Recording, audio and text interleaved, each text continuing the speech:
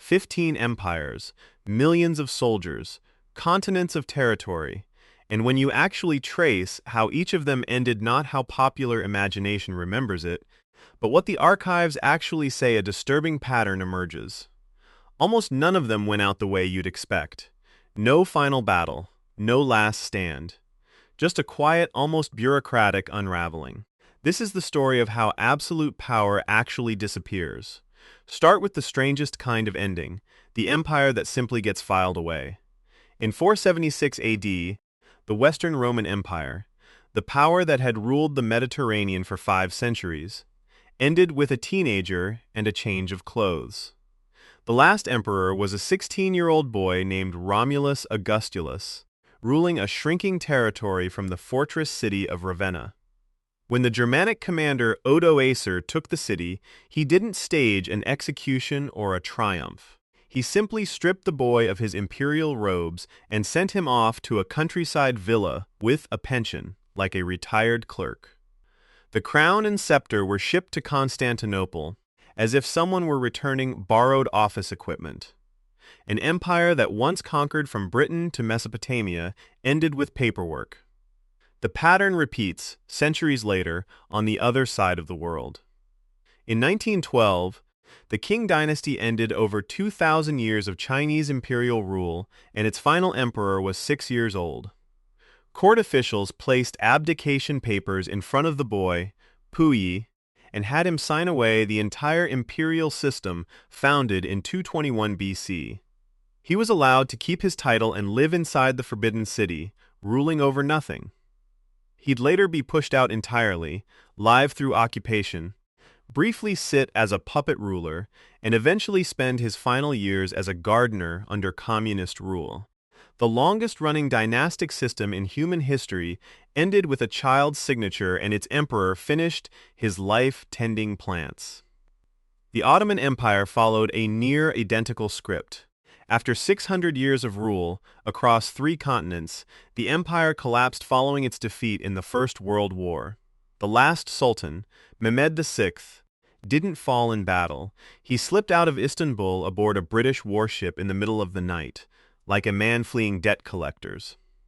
He died 4 years later in a quiet Italian seaside resort, a private citizen, while a new Turkish republic dismantled everything his family had built.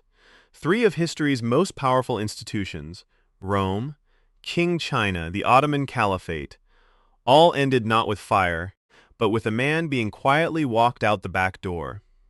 Then there's the empire that didn't need a conqueror at all, because its own arithmetic betrayed it. In August 1521, Spanish forces under Hernán Cortés besieged Tenochtitlan, the Aztec capital, one of the most advanced cities on Earth, built on a lake and laced with canals. The siege dragged on for 93 days, but the real weapon wasn't Spanish steel. It was an epidemic that arrived with the invaders, one the Aztec population had no immunity to. Within a single year, it killed roughly 40% of the city. By the time the Spanish broke through, they weren't facing an army. They found a city gutted by illness. Its people, too, weakened to resist. An empire built on military dominance was undone by something no warrior could fight. A microscopic organism that traveled faster than any soldier could march. Just 11 years earlier, a similar story played out further south with an even darker twist. The Inca Empire had already been weakened by civil war and disease when Francisco Pizarro arrived with barely more than 160 men. Pizarro captured the Sapa Inca, Atahualpa, through deception, and Atahualpa, ruler of millions, offered an almost unimaginable ransom, a room filled once with gold and twice with silver to secure his release. For months, priceless artifacts and sacred objects poured in and were melted down to meet the mark. Once the ransom was paid in full, Pizarro had Atahualpa put to death anyway. An empire that stretched along an entire continent's coastline was, quite literally, melted into ingots and shipped across an ocean. Climate did to some empires what armies never could. Between 800 and 1000 AD, the classic Maya civilization, cities like Tikal and Palenque, home to hundreds of thousands, didn't fall to any invader. A century-long drought, worsened by their own deforestation and over-farming, broke their agricultural system. Divine kings who claimed authority over the rains lost their legitimacy when the rains simply stopped coming. There was no final battle. People just walked away. Within decades, jungle vines had swallowed pyramids that had stood for 1,000 years. 6 centuries later, almost the same fate met the builders of Angkor Wat. The Khmer Empire depended on one of the ancient world's most sophisticated engineering feats, a vast network of canals and reservoirs feeding a city of over 1 million people.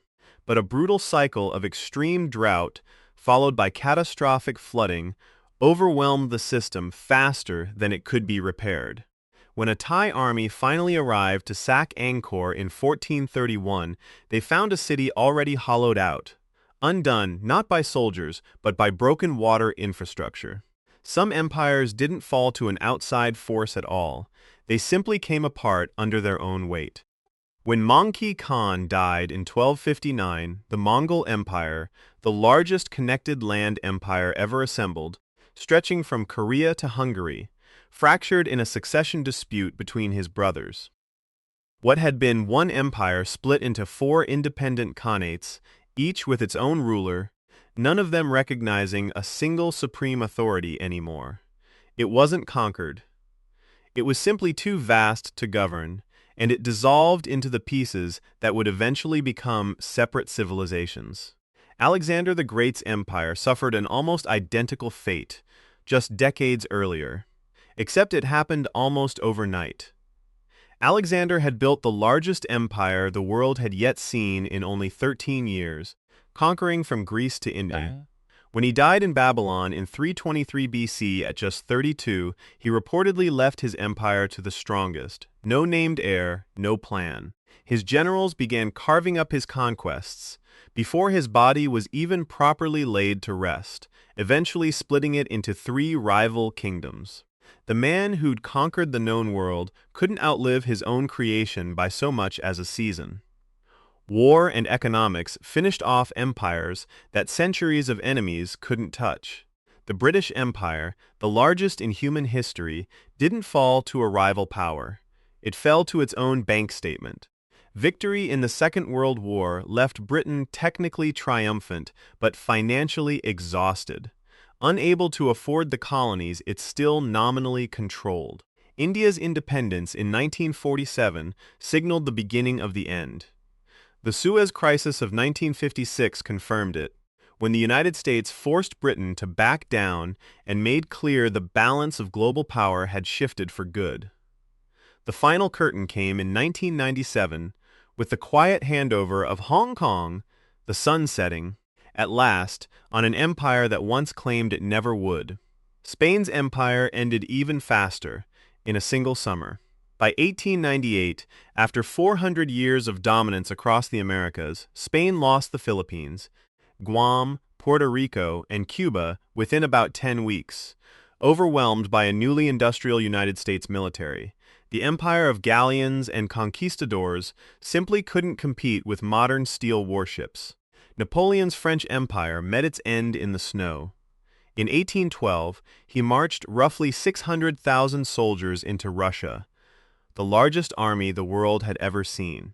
The Russians burned their own countryside rather than let it feed the invaders, and by the time Napoleon reached an abandoned, burning Moscow, his campaign was already lost.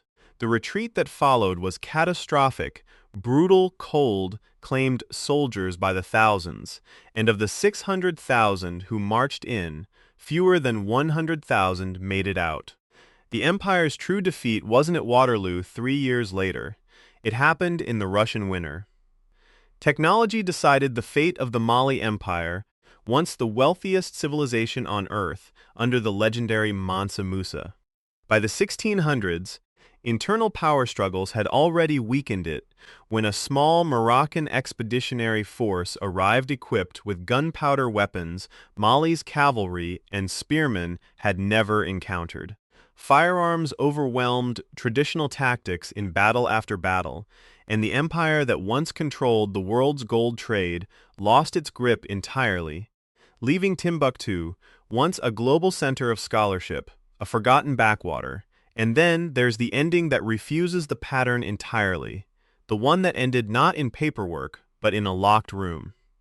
In July 1918, more than a year after the Bolshevik Revolution had already removed him from power, Russia's last Tsar, Nicholas II, was being held with his wife, 5 children, and several household staff in a house in Yekaterinburg. Guards led the family to a basement, telling them it was for their safety. It wasn't. Within moments, the imperial family had met a violent end, one of the few on this list where power was extinguished not by drought, disease, or debt, but by a firing squad in a locked room. It remains one of history's most brutal royal endings, a stark exception to almost everything else on this list. 15 empires, 15 different endings. And when you line them up, you start to notice something uncomfortable.